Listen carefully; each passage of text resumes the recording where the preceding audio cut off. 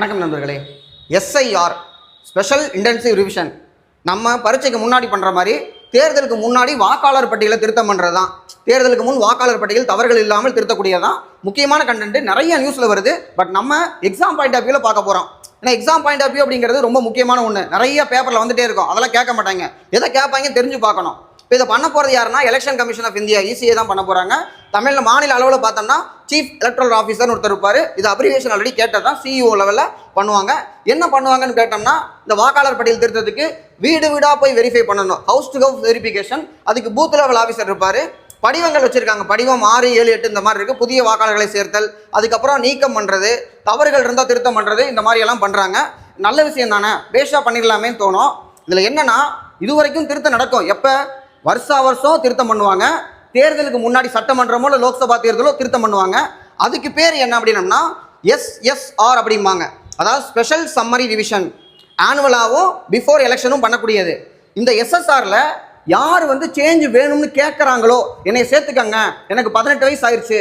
18 வயசு அப்படின்னா 61st amendment 1989 நடைமுறைக்கு வந்தது. 88 சட்டம். ஸோ அதன்படி தான் அந்த வாக்களிக்கும் வயது அப்படிங்கிறது. அதை சேர்க்கறதுக்கு தான் SSR நடக்குது. இதுதான் காலகாலமாக நடக்குது. இந்த SIR அப்படிங்கிறது என்னன்னா இதுவரைக்கும் வாக்காளர் பட்டியல் இருக்கிறாங்கல்ல, நம்ம எல்லாருமே உறுதிப்படுத்தணும். இப்போ நம்மளை போய் வீட்டில் பார்ப்பாங்க. வீட்டில் இருந்தோம்னா நம்ம ப்ரெசென்ட், ஸ்கூலில் அட்டண்டன்ஸ் எடுக்கிற மாதிரி ப்ரெசென்ட், ஆப்சென்ட், ஷிஃப்டடு அந்த மாதிரி மார்க் பண்ணிடுவாங்க. அப்போ நம்மளுடைய பேர் நீக்கப்படலாம். அதாவது பீகாரில் இந்த சம்பவம் நடக்கும்போது கிட்டத்தட்ட 3.66 லட்சம் வாக்காளர்கள் பட்டியலிருந்து நீக்கப்பட்டிருக்காங்க. அப்போ இதுக்கு எதிர்ப்பு தெரிவிக்கணும்ல. ஒரு அனைத்து கட்சி கூட்டம் நடத்தி திராவிட முன்னேற்ற கழகம் எதிர்ப்பு தெரிவிச்சிருக்காங்க. இதில் கட் ஆஃப் டேட்டை சொல்லிட்டு அடுத்தது சொல்கிறேன் நான். இப்போ நடந்துகிட்டு இருக்க காலம் பார்த்தோன்னா நமக்கு நவம்பர் 4ஆம் தேதியிலேருந்து டிசம்பர் 4 வரைக்கும். அடுத்து இதில் ஃபைனல் லிஸ்ட் எப்போ கொடுக்குற போகிறாங்கன்னா பிப்ரவரியில். அப்போ ஜனவரி மாதம் இந்த யாராவது பேர் விட்டு போயிருக்காலும் நம்ம அப்பீல் பண்ணணும். பொங்கல் டைமாக இருக்குது, கிறிஸ்மஸ் டைமாக இருக்குது, மழை வேற பெய்ய போகுது. இந்த நேரத்தில் எல்லா வாக்காளர்களையுமே வெரிஃபை பண்ணி பண்ணக்கூடிய சாத்தியக்கூறா? அப்போ இதை பண்ண முடியாது அப்படின்னா இதை போய் எலெக்ஷன் கமிஷன் சொல்ல முடியுமா?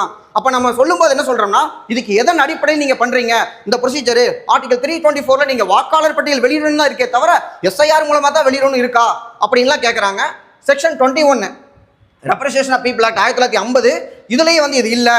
அப்புறம் பார்த்தோம்னா வாக்காளர்கள் பதிவுக்கான ஒரு விதி இருக்குது 1960, அதுலேயே அது இல்லை அப்படிங்கிறதெல்லாம் சொல்கிறோம் நம்ம. இப்போ கடைசியாக தமிழ்நாட்டில் எப்போ நடந்திருக்கு அப்படின்னு கேட்டால் 197 தொகுதிகளுக்கு 2002லையும் 37 தொகுதிக்கு 2005 நடக்குது. அப்போ கிட்டத்தட்ட 20 வருஷத்துக்கு மேலே ஆயிடுச்சு. அதனால தான் அதை பண்ணுறாங்க. ஸோ இதில் என்னன்னா ஏதாவது ஒரு சட்டம் வெளியிட்டா, ஒரு ரூல்ஸ் போட்டால் அதை கெசட்டில் வெளியிட்டு பார்லிமெண்டோட 2 அவைக்கு முன்னாடி அதை பிளேஸ் பண்ணியிருக்கணும். இந்த ப்ரொசீஜரை நீங்கள் பிளேஸ் பண்ணியிருக்கீங்களா? இல்லை. அப்போ ப்ரொசீஜரல் ஆர்பிட்ரரினஸ் அப்படின்னு சொல்லி நம்ம எதிர்க்கிறோம். தேங்க்யூ.